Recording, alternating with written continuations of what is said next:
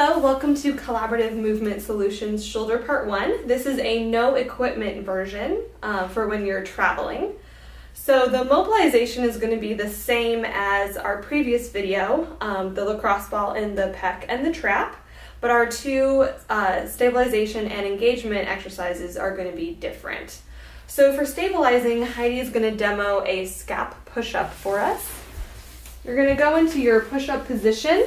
You want to keep a nice tight plank, so butt is going to be tight, belly is going to be tight, straight line all the way through.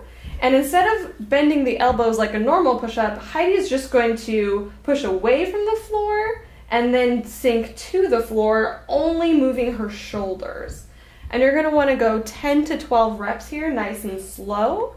Probably a 2 to 3 second count down, and then a nice 2-second push on the way up.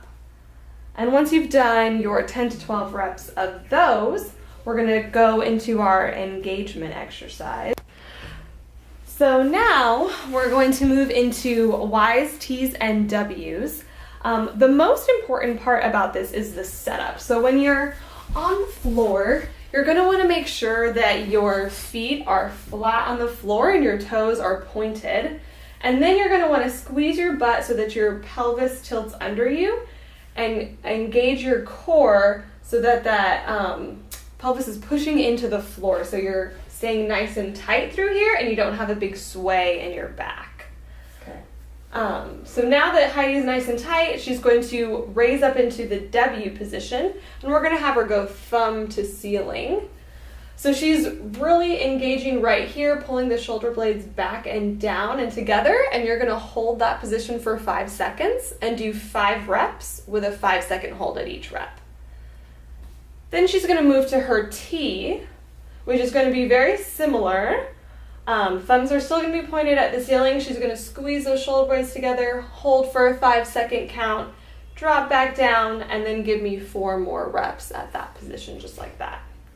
And then we're going to move to the Y, which is the most challenging one.